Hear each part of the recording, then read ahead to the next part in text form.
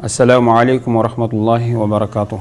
Құрметті мұсылман бауырлар, қайғылы хабар естіп жатырмыз. Бәрімізге танымал, бәріміз жақсы көріп тыңдайтын қырғызстандық Чубак ажы ұстазымыз дүниеден өтті. Алла рахметіне алсын.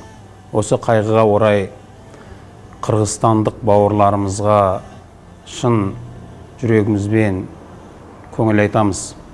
Рас, ол кісі тек Қырғызстанның ғана ұстазы емес еді. Біздің Қазақстан мұсылмандары ол кісіні сүйіп тыңдайтынбыз.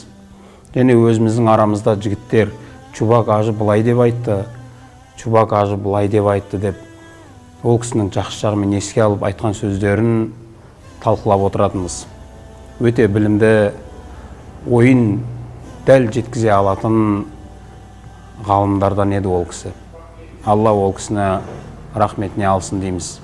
Алла тағала ол кісіге 45 жыл өмір берген екен. Өмірі зая өтпеді. Қараңызшы, сөз соңында мынаны айтар едім.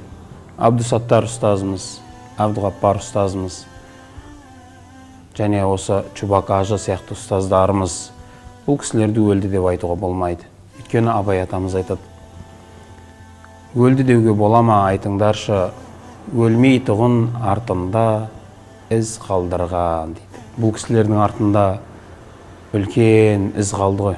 Медреселер, мектептер, білімдер, шәкірттер, және жалпы халықтың өзі жақсы көретін адамдар еді ғой бұл кісілер. Алла тағала рахметіне алсын, сұрауларын жеңілетсін. Бұл дүниеде ол кісілерді біз дүнияуи жағынан танымайды екенбіз. Біз ол кісілерді тек қана дін танушы деп түсінеміз. Ол кісілер өмірін тек дінге арнады деп есептеймін. Және Алланың алдында солай болса деп Аллаға жалбарынып сұраймын. Алла тағала қырғыз бауырларымызға айтамыз. Алла тағала жүректеріңізге сабырлық берсін. Иншалла сіздерге, біздерге дәл осындай ұстаздарды Алла тағала тағы да нәсіп етсін. Белдеріңізді бекем буыңыздар. Ассаламу алейкум ва рахматуллахи ва баракату.